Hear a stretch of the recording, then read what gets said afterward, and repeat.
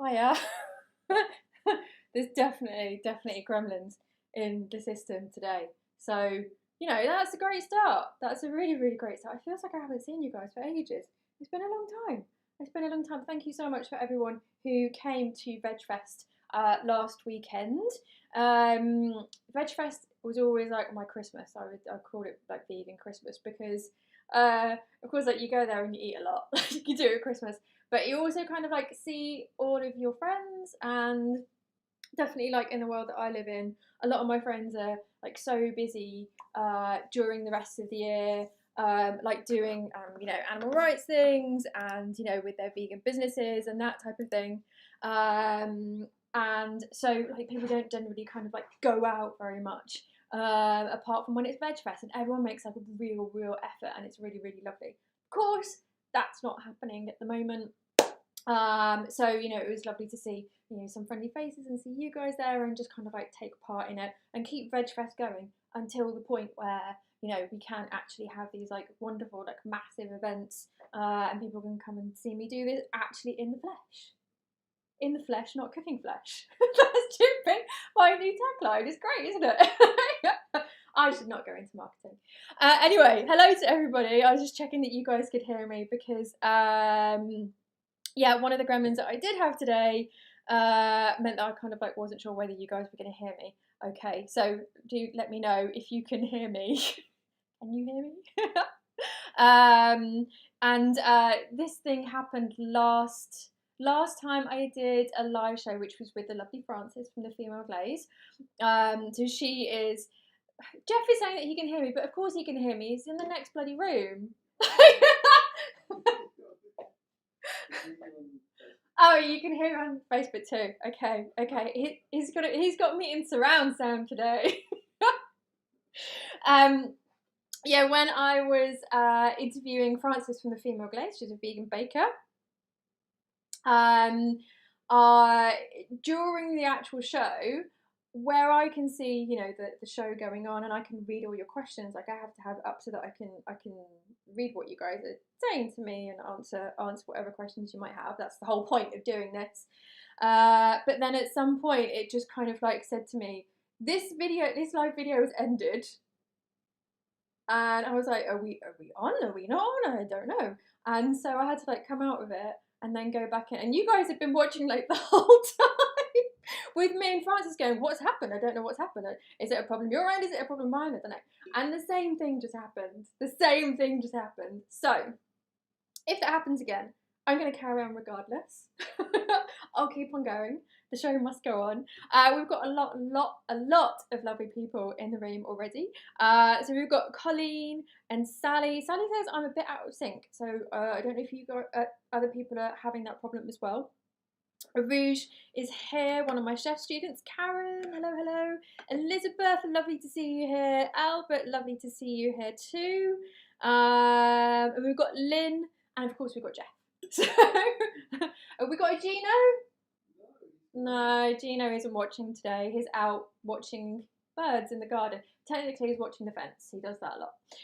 Anyway, okay, so today's recipe is this lovely butternut squash soup. I didn't know whether it was just going to be a bit too boring to make, and that's why in the community hub, which is our Facebook group, I asked you guys, did you want me to make this butternut squash soup, or did you want me to make vegan homemade cheese on toast? So let me quantify that by saying I don't just like open a packet of VO Life and stick it on some toast and then put it onto the grill. Okay, there is a little bit more skill involved in it.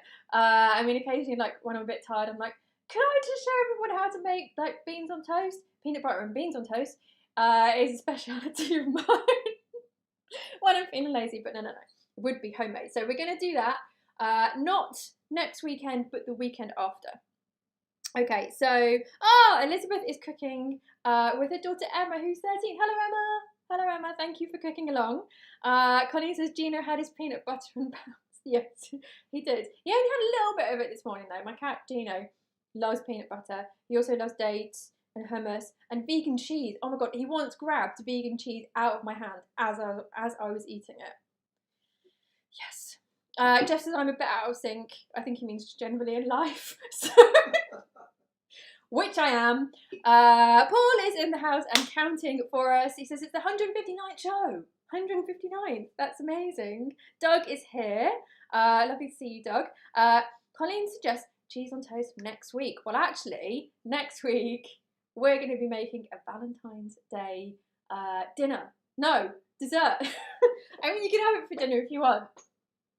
It's epic. It's really, really epic. So it's a chocolate mousse cake. So I want as many of you guys as I can get to cook along with next week's show, because it's only got 3 ingredients. 1, 2, 3. 3 ingredients, and that's it. And that's cooking chocolate.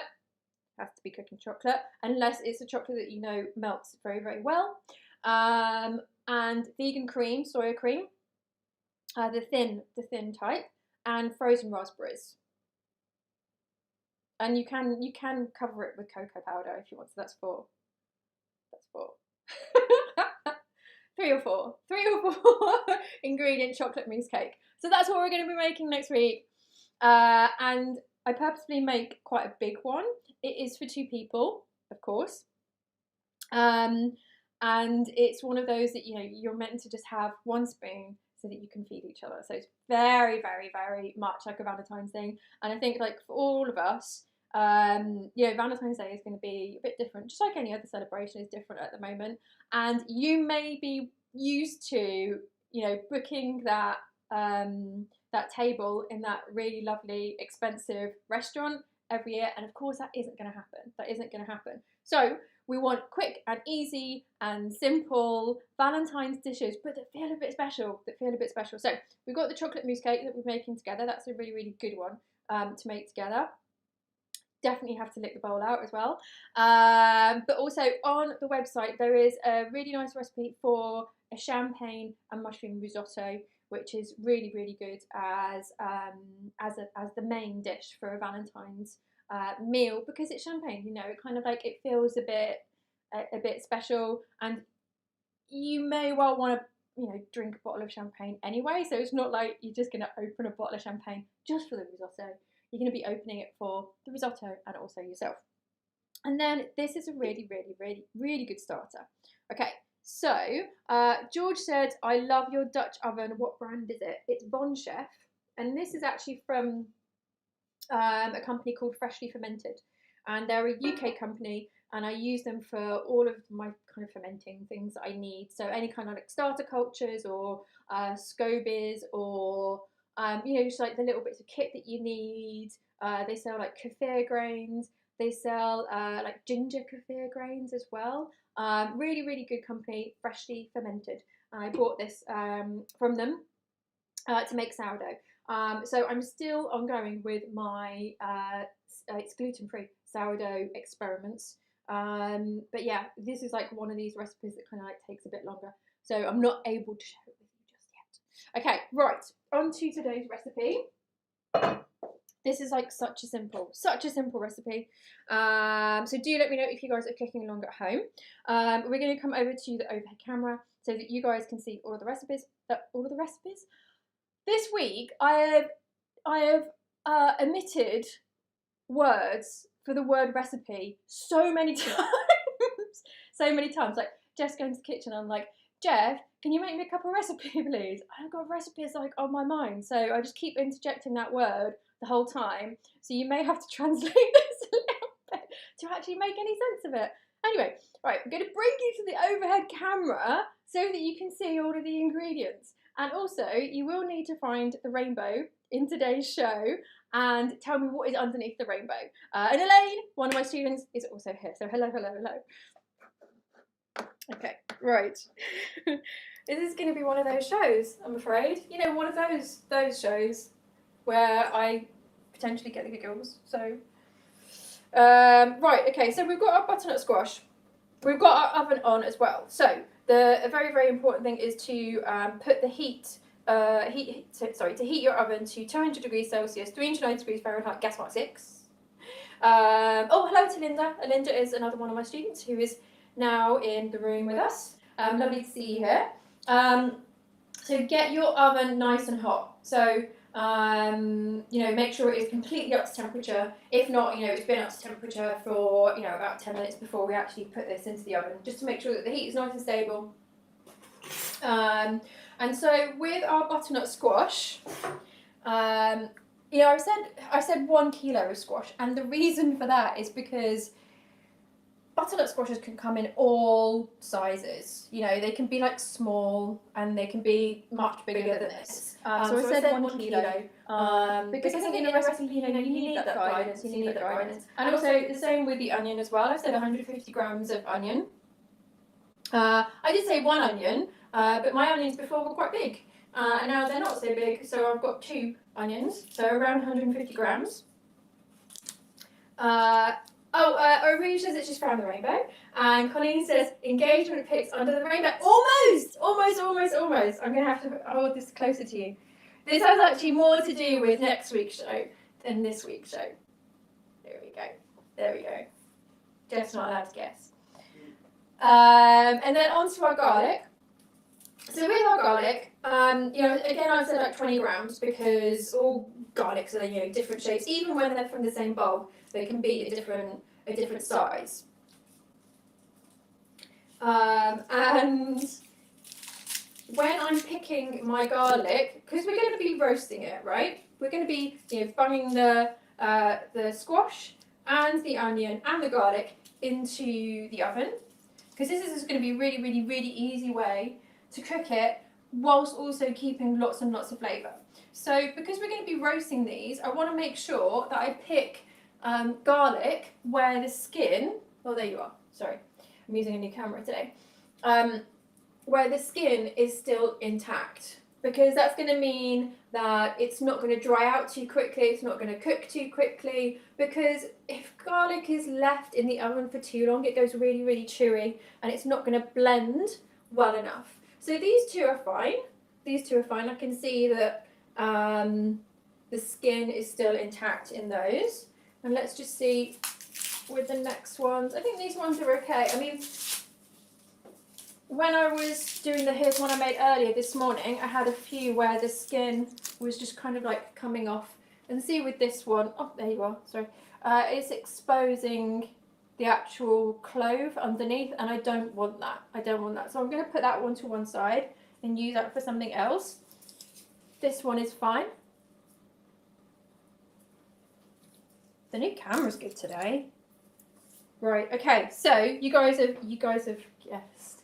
It is actually me and Jeff. So this is in honour of it being our Valentine's show next week. So this is actually from a surprise date that I took him on, and this is like the best picture of the lot. Hey! Yeah, I do love doing like the cross-eyed thing. Anyway, so we've almost got our garlic cloves. Just as I said, you know, making sure that they've still got that skin, and we're going to do the same with the onions as well. We're going to keep the skin on there. Yay, there we go. That one's fine as well. Okay. So we need to have a baking tray ready. And it needs to be quite a large baking tray. We don't want to crowd the tray too much. So I am using, I won't be able to see all of it. Look how big this is. Look, massive. Okay, so I'll actually just leave it here whilst I'm chopping this. Okay, so our garlic can just go, oh gosh, that was loud. That was really loud. It can just go on the tray. I'm really sorry if I kind of like hurt your ears. And our onion, I'm just going to take those little bits off the bottom there, and then I'm just going to cut it in half lengthways. That's all I'm going to do. And we're going to leave, oh no, this is a yucky one. We've got a yucky one. There we go. Okay, that one will have to go. I'm going to have to get another onion now.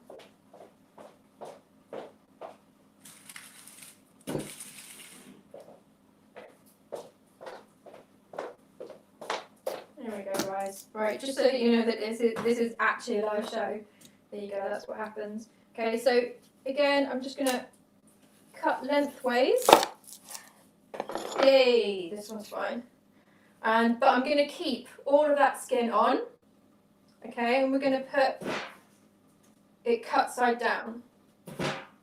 There we go. Gloria said Jeff is the drummer. Yeah, that was quite a racket.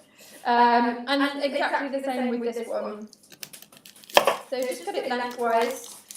Is it lengthwise or lengthways? It kind of it feels like it should be lengthways, but apparently it's not, it's lengthwise. Never really understood that. But we're going to put it cut side down, and then that means that the heat is going to get to it. And these outside bits, you know, they're going to get a bit burnt, but that's fine. That's absolutely fine. Okay, you guys still have an echo. I don't really know how to solve that. Is everybody experiencing the echo? Alright, okay, so butternut squash is notoriously quite difficult to cut, so we do want to make sure that we're super careful. First thing I'm going to do is just take that end bit off. Okay, and now I'm going to rest it on its side. And actually, maybe you guys can come over there so that you can see me properly. Okay, let's just make a little, hey, there we go. And then you guys can see, yeah. Right, okay. So this is how I cut a butternut squash, and from having to do this time and time again in professional kitchens, you kind of work out your own method of doing it. But of course, the most important thing is that it's really, really safe. So I always teach my students, my chef students, to find the flat. So we've done that already, because what we don't want to do is we don't want to be kind of cutting it and it's kind of rolling all about the place. And, you know, if you're really, really trying to cut through it with a lot of pressure, then, you know, what can happen is you can kind of slip up, put your thumb in the wrong place, put your finger in the wrong place. And we really, really don't want any of that. We really don't want any of that. Justine says the echo is gone. I've not done anything. I've not, literally. Oh my god, it's Doug's birthday today. That's so exciting. Happy birthday. I'm not going to sing to you because that would not be a present. But happy birthday. Everyone else can sing it at home individually to Doug. That's brilliant. I'm so happy that you're in the community. Honestly, Doug, you are such a lovely guy. And as soon as we're allowed to, you know, go out and about, definitely going to come over to Bognor for another lovely walk along the seaside. Okay, so now we can get into this. It's quite resistant. It's quite tough at the end here. So actually, I'm going to do it this way. And I'm really going down that way with the point of my knife. There we go. So just doing it in parts, just taking it slowly. And then I find that once I get to this part of it, it can be a little bit tough, so I can try and push down. I think I could just about do it, but if you find that it's resistant, then sometimes what I do is I use the fact that, this is quite solid, and just kind of gravity, and there we go. Yeah. Okay. Right, now, whenever I'm cooking a squash, I don't peel it. I don't ever peel it. There is something about squash juice, the sticky stuff in squash that it really it cakes your hands, and it's kind of gross, and it can be quite difficult to get off your hands as well. But really, it's a task that you don't really have to do. So whenever I'm cooking squash or pumpkin or anything like that, I cook it with the skin on.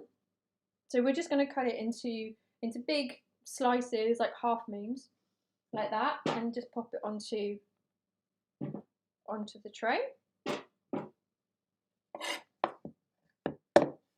There we go. And I'm just taking that end bit off there as well. And same with this half. There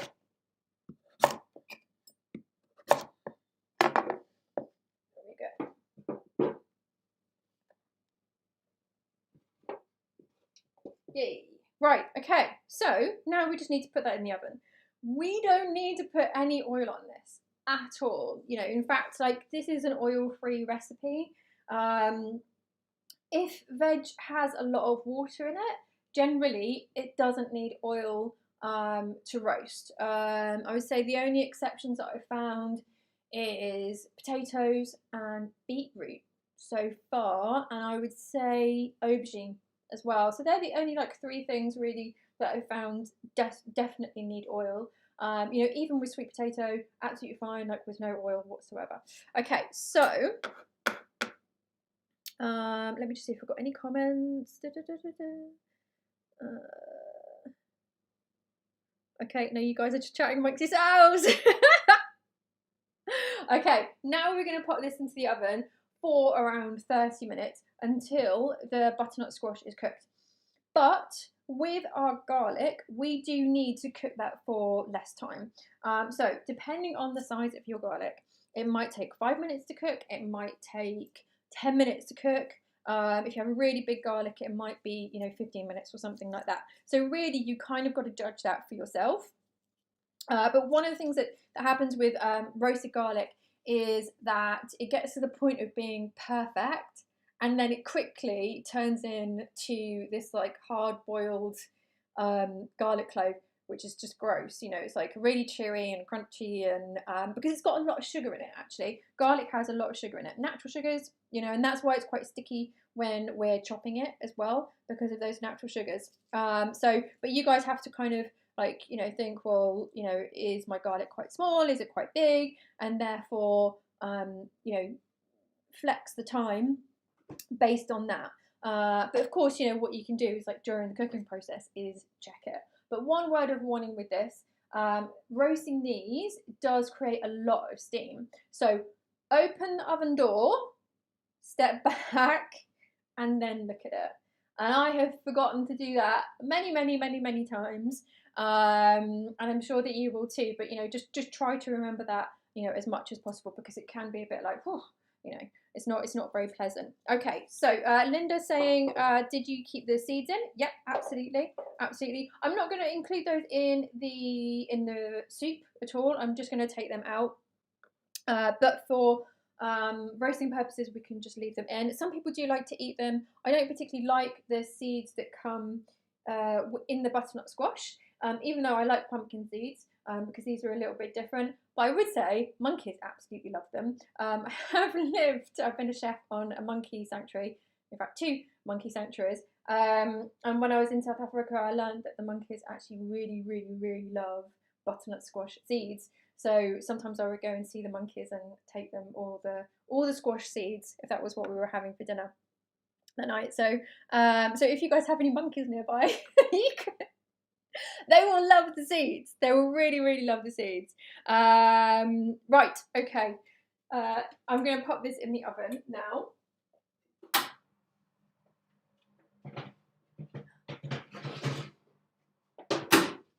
So it can go towards the top of the oven. That is absolutely fine, because, you know, we want it to get a lot of heat. It isn't like baking a cake or anything like that, where, you know, you don't want it to have like too much heat too quickly. That's absolutely fine. Okay, so I'm not going to make you guys wait around for half hour while that cooks. So here's one I made earlier. Yay. Right, I'm going to bring you guys back to the overhead camera so that then you can see this clearer. Oh, sorry about that. Yay, right, there we go. Okay, so as you can see, this has browned really nicely. And it didn't need any oil or anything like that, so that's wonderful. That's really wonderful. Sorry, I'm just having a technical issue with one of the cameras, so you have to bear with me for a minute.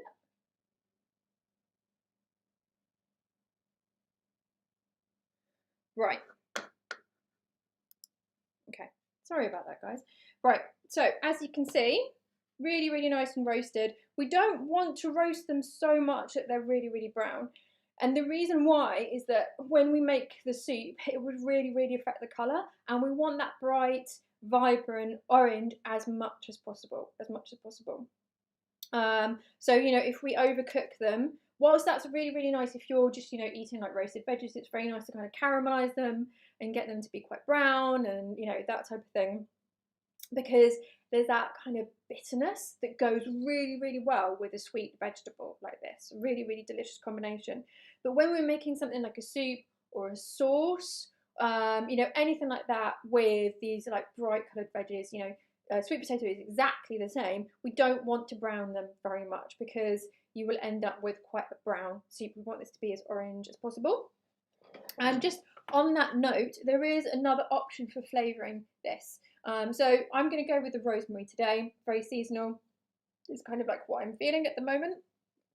But what you can also use is sweet smoked paprika and turmeric. Really, really nice combination. And in the soup, it makes it more orange as well. It makes it a lot more kind of like a vibrant orange.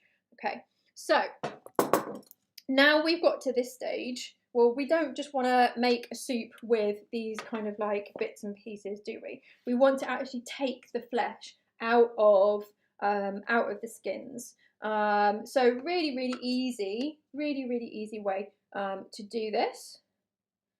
But we will need a knife because, you know, you can start to try to pull the skin off and it doesn't really work so well.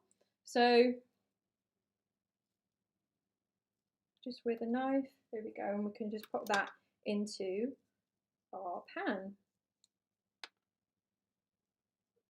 Go. Okay, so whilst I'm doing this, we are going to get the seeds on to cook. Okay, so these are sunflower seeds. So sunflower seeds are really, really, really cheap. I think they're probably one of the cheapest seeds out there, and they're really, really lovely to add to a soup because it has a lot of umami in it. The umami, when you toast seeds and nuts, really increases the umami in them, and that's a really good balancer for the sweetness of this dish. So I'm just going to pop them into my little frying pan, and this is actually an egg pan. It's actually an egg pan, but I saw it and I knew that it would be really, really great for when I want to toast seeds, which I do quite a lot, and also when I want to toast spices. So I'm just going to pop that on the back hob on like a medium heat because we want to cook them until we can smell them, basically. So at some point they will start to get fragrant. So that might take like around like 5 minutes, something like that. It's usually not a long time, but you just want to make sure that you don't burn them because it's easily done. It's really, really easily done, and it's annoying. It's really annoying. I did once go through a stage where I just kept burning pine nuts. And if you guys know pine nuts, like they're really expensive. Really, it's like it's not the type of thing that you want to burn at all. So I just kind of like kicked myself because, you know, I am one of those chefs who will try to do probably too many things at one time. Because, you know, when you know you're working in kitchens, you have to like make 3 things simultaneously, just because of the time pressures. So, and if something kind of like takes a bit longer than you thought, you know, you've got to keep your eye on it, then it means that, you know, you're not keeping your eye on the very expensive pine nuts that are toasting in a frying pan. So that's a really, really lovely technique, just dry frying seeds and nuts, and I think it really lifts a lot of dishes that are quite simple. You know, you can add them to salads. I find like with salads, like, you know, they work really, really well because it gives it a bit of texture. And I really like dishes where every mouthful will be a little bit different. You know, I don't really like dishes where it's all the same. And I've definitely done that with this dish because with soups, you know, really quite often, like every mouthful is the same. But because we're adding these bits and pieces to the top, that's going to create some interest. And so, you know, I always like talk to my chef students about how the eater wants to go on a journey. So every mouthful is a little bit different. So this is a great way to do this with something that, you know, it's a really, really simple recipe. Really simple recipe. So, oh, Paul says, Colleen, like in your Happy Winter Wonderland video greeting. Oh, that was such a lovely video. And it's so nice to see members of the community and see like your faces, and, you know, because I haven't met most of you. Justine says, I always find soups boring. Yeah, me too. But I know that they're really, really good for my tummy. I know that they're very good for my tummy, you know, like, because I've had, like, you know, poorly tummies all of my life. The doctor said I had IBS. So having something like a soup is really, really good for me at times where my tummy is just feeling a bit sore. And I definitely had that after Christmas. I mean, you know, I'm completely gluten-free now, but Christmas, you know, was wine on various occasions, and a lentil. What was it, babe, we had for Christmas dinner? Jeff, what was it that we had for Christmas dinner? The Wellington, that was it. Lentil Wellington. We also called it a Lellington. But, you know, it was quite heavy, you know, like lots of lentils, wine, you know, roasted veggies, you know, it's all kind of like quite rich for me. So for the first like couple of weeks of January, I definitely had a lot of things like soups and salads and that type of thing.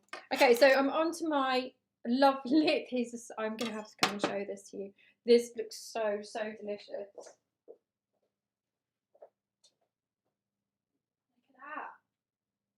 How lovely is that?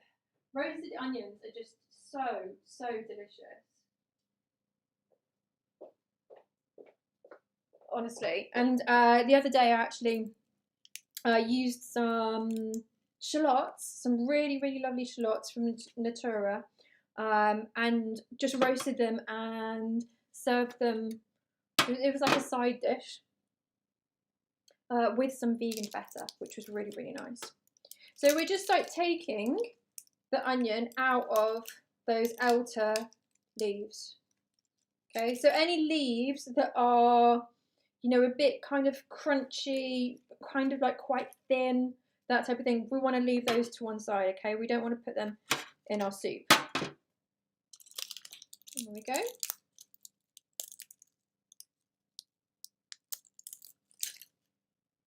And if that end bit as well here is a bit dry, you know, we don't want to include that either, because the blender's going to struggle. The blender's going to struggle with that, and so we can just pop that into our pan. And then our garlic as well. So again, like any bits that are a bit hard, then we want to get rid of those. We just want soft, soft, soft stuff going into the pan.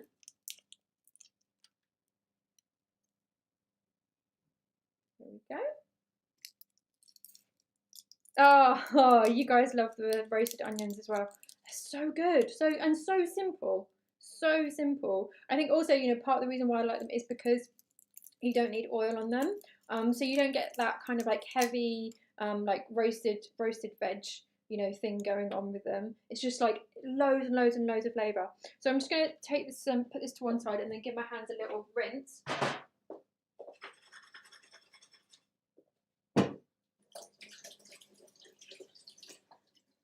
Okay, and the seeds are almost ready. So I'll bring those over to you guys so that you can see what they should look like.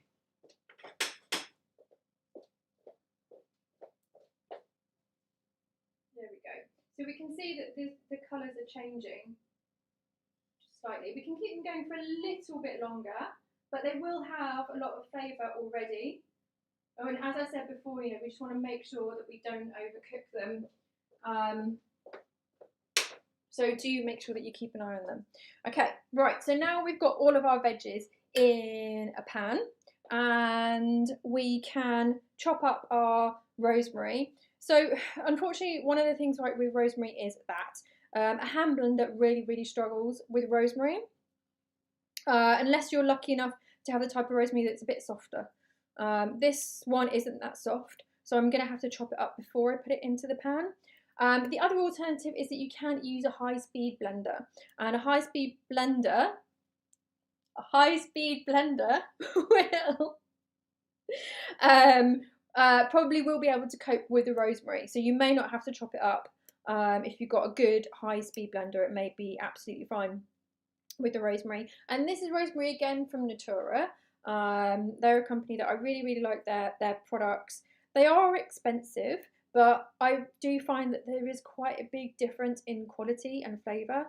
They have so much more flavour than a lot of other vegetables and fruits and stuff like that. And we had some really lovely blood oranges from them, and some black tomatoes as well that were absolutely delicious. And I think like with a lot of ingredients like that, because they're so nice, you don't have to do very much to them. So with the rosemary that I bought from them, I mean, that was like pretty cheap, and you got quite a decent bunch. And I couldn't use it all in time because it was such a big bunch, so I actually froze it. So this has just like come out the freezer just before the show, and so I let it frost, and then I chop it up, because if it's frozen, it's going to be even harder to chop up. Let me just see if we've got any questions. Right. So Doug said, I've seen recipes with acorn squash. I've never seen an acorn squash. What is it? It's a squash that looks like, actually, it doesn't look like an acorn. I don't know why it's called an acorn squash, because it doesn't.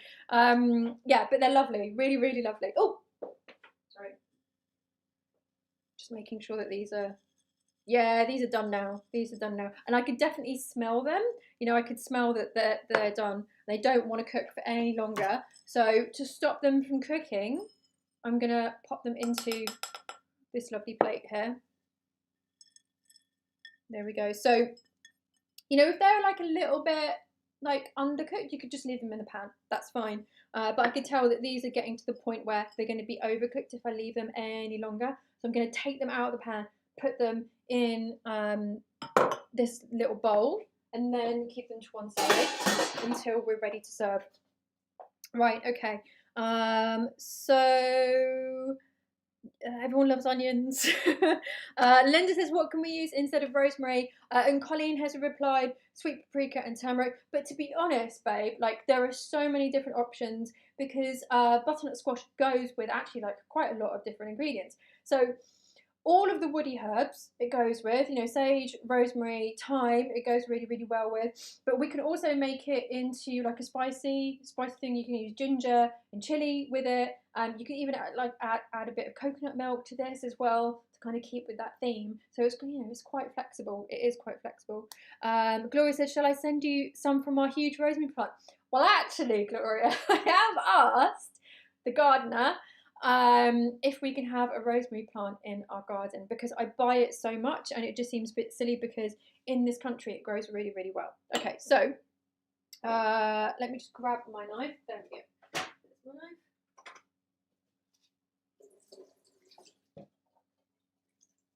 And we're going to chop this up as much as possible and then just pop it into the pan. So anybody who's cooking along at home, I hope that you have your squash and all your other bits and pieces actually in the oven now. And just one word of warning, of course, you know, when I was removing the flesh of the squash and the onions and the garlic, I was very tactile with it. So do allow it to cool down enough before you handle it. So with rosemary, you know, it can be a bit brittle, which can mean that it can be a bit difficult to chop. So one thing that you can do is you can pop your rosemary into some hot water. So, you know, just some water that's from the kettle, which has been boiled. You can pop it in there just to kind of soften it. And that can definitely help with chopping it. And actually drink the water from it, because rosemary tea is so nice, really lovely. There was a yoga retreat once that I was catering for, and it had this, you know, beautiful garden with lots of different herbs in it. and so I started making teas with the herbs, and it's so delicious, so delicious. Okay, so all of the rosemary can now go into the pan. There we go. Okay, and now we're just going to pop in our chickpeas. But with our chickpeas, you know, I just popped it in here just so that I can remind you, save the magic bean juice, please. Definitely save it, because you know it can just you can make so many amazing things with it.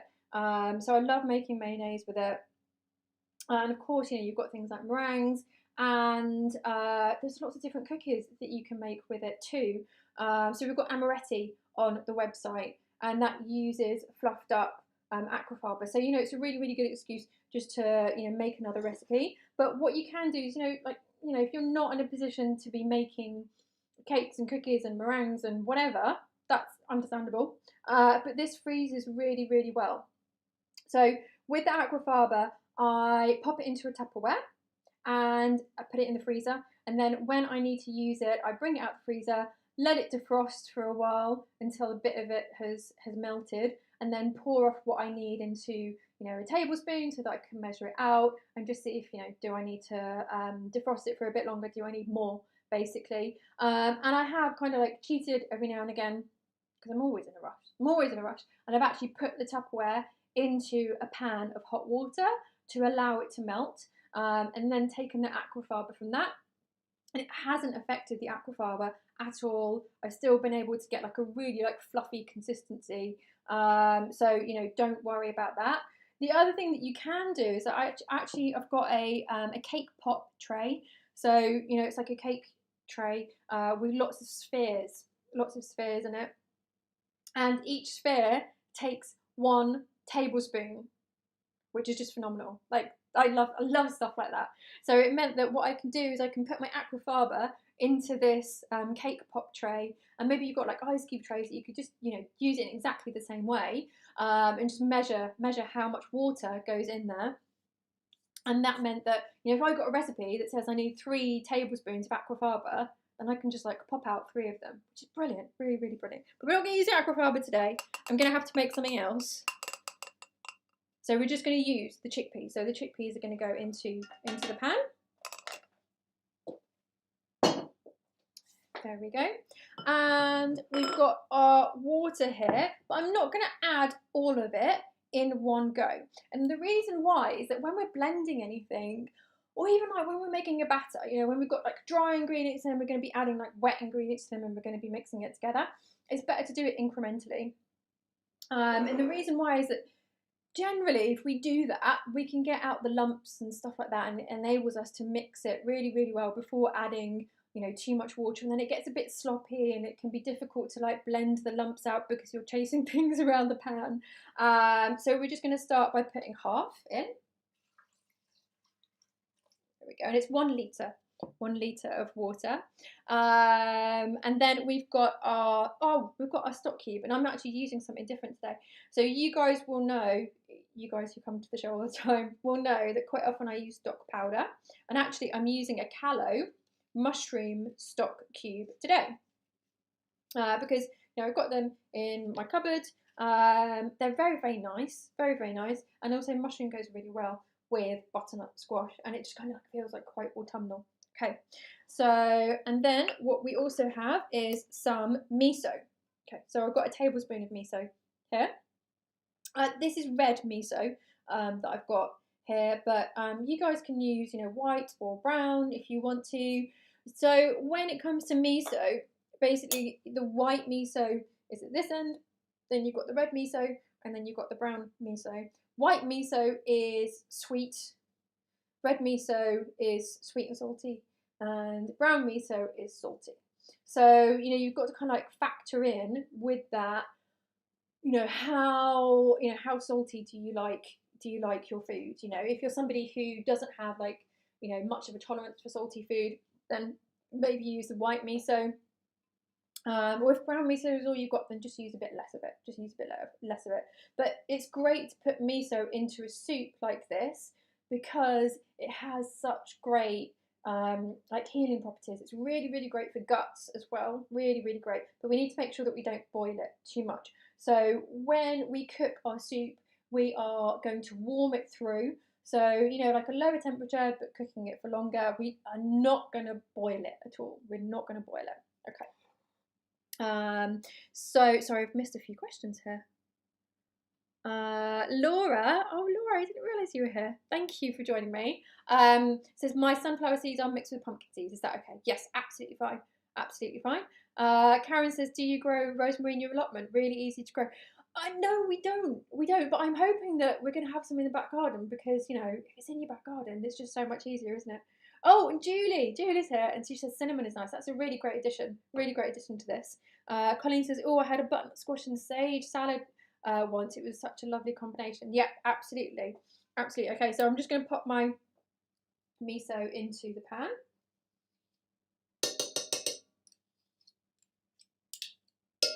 There we go. And you do have to scrape it out. You do have to scrape it out. Otherwise, you're kind of like banging it on the side, and it's just not coming out because it is like pretty sticky. Okay, so now let's bring you guys back to the overhead camera so that you can see a bit better as I'm blending. There we go. Sorry, it was a little bit blurry today. And mind you is, guys, this is going to be a bit noisy again.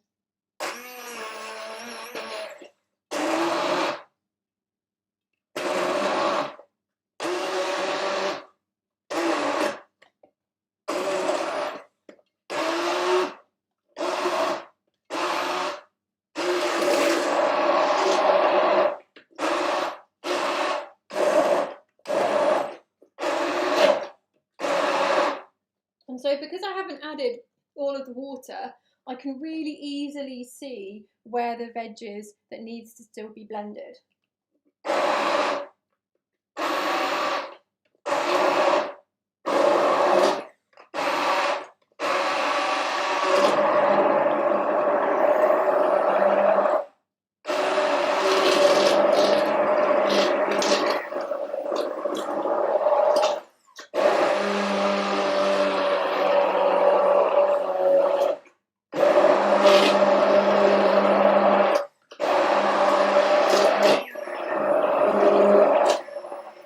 Okay, so now I've got to this point, I am actually going to start adding more water. I have been able to see where the chickpeas are that still need blending, so that's absolutely fine. But what I want to do now is I want to get it to churn. I want the blender to be able to move the soup around and force every bit of it into the blades. Okay, so I'm going to add more water so that we can get that going. And just to say that with the miso that I use, it does turn this a little bit darker. So again, if the colour is of significance to you, if you want it to be quite bright and orange, then use the white miso. Okay, so before I turn the blender on, I'm going to mix it around. And the reason why is because I know what happens if the blender is in a place where there's more water than soup. It means that I get a face full of soupy water, which isn't very pleasant. There we go. Okay, and now I can put the blender on again.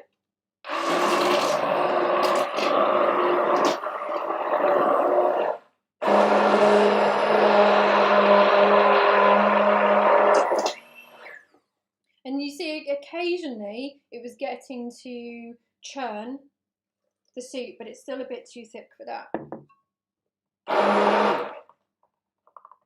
mix it in properly. There we go. So do always remember, guys, to make sure that the head of the blender is underneath the soup before you turn it on. Don't turn it on and then go into the soup. Because, you know, again, you'll just get splashed with soup, which isn't very good. It isn't very pleasant.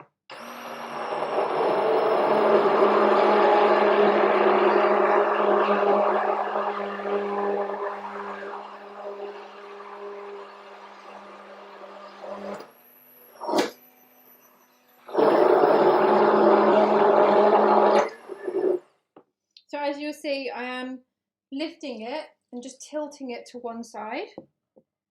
because that will help it churn. So just added my last bit of water.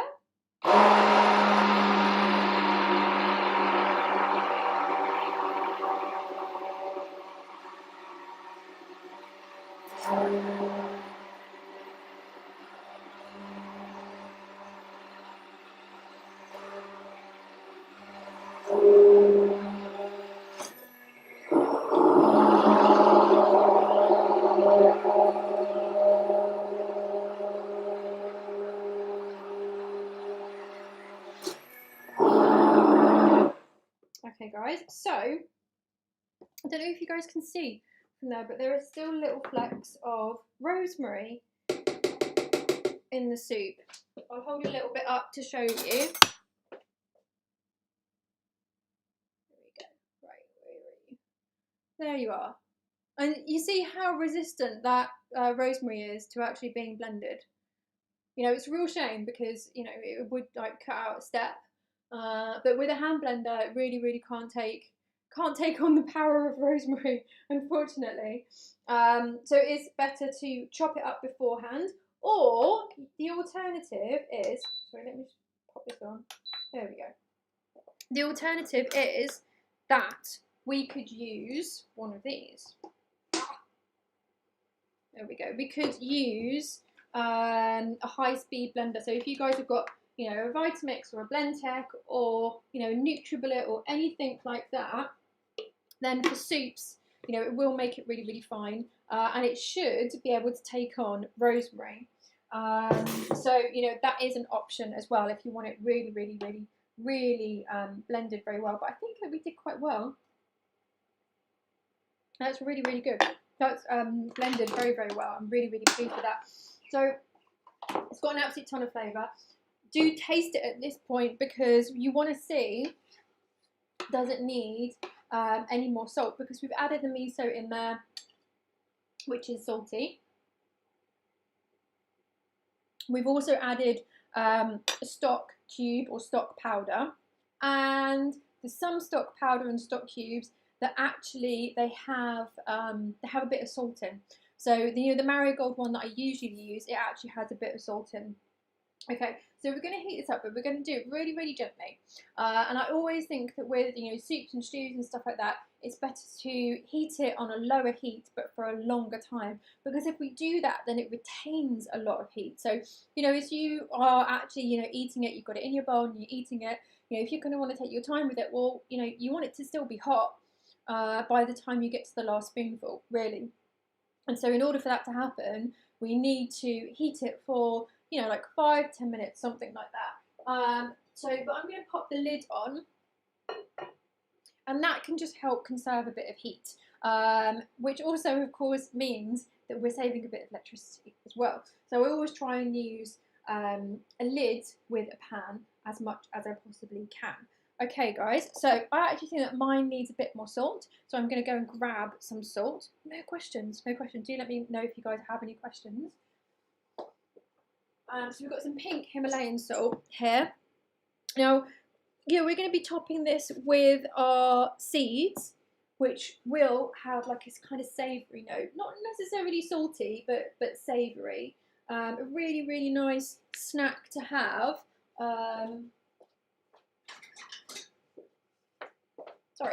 A really nice snack to have is just toasted seeds. So toasted pumpkin seeds are absolutely delicious. They taste like, you know, like a savoury snack? What's that? A savoury snack. But they're like so incredibly healthy. But sunflower seeds do tend to be, at least in this country, cheaper than pumpkin seeds.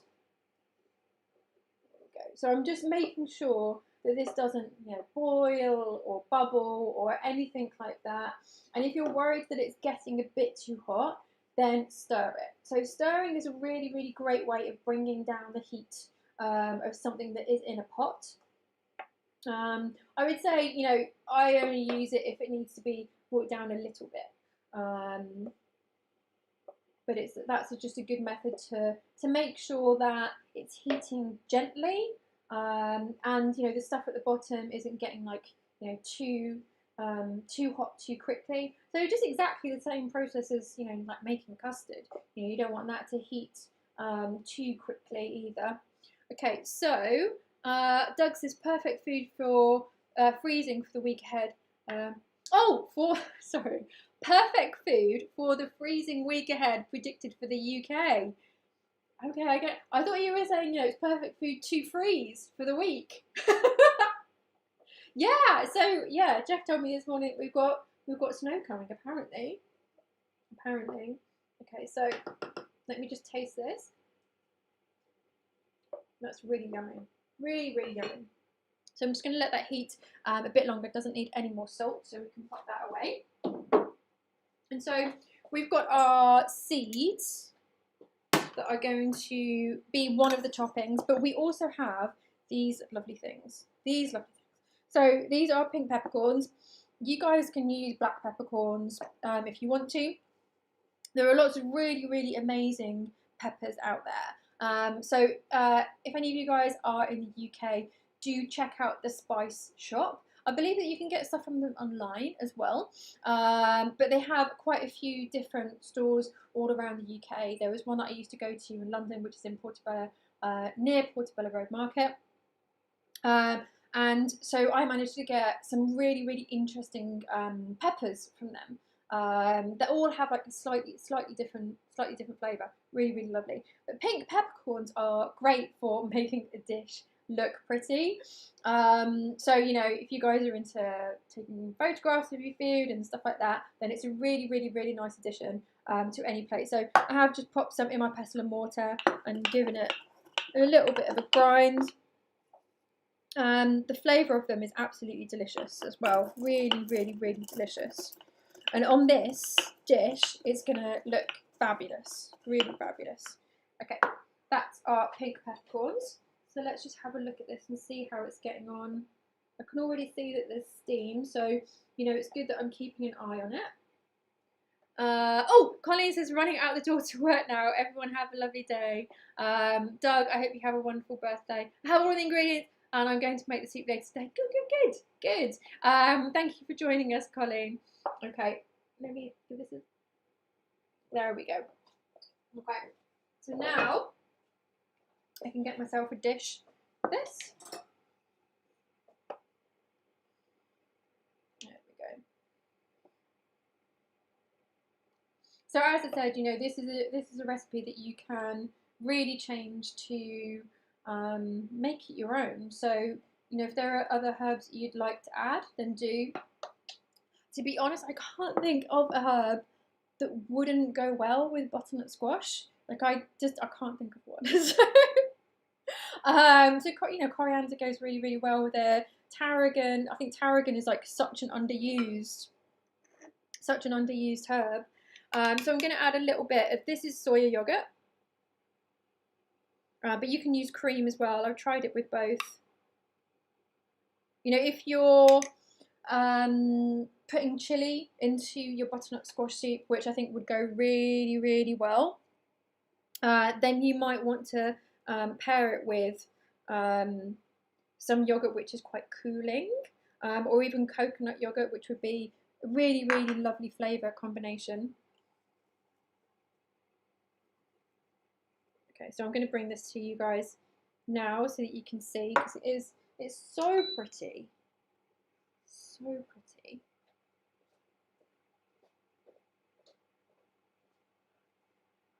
Yay, there we go. So I can't tilt it too much. Actually, let's just move it. Yeah, there we go. Oh, you've just seen our... don't have a look at our washing machine. Have a look at the soup. Yeah, really delicious. There we go, guys. Okay.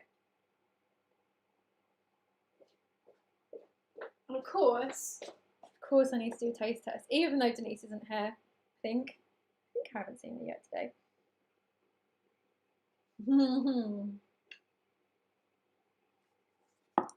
It's so nice, and you know, every mouthful is a little bit different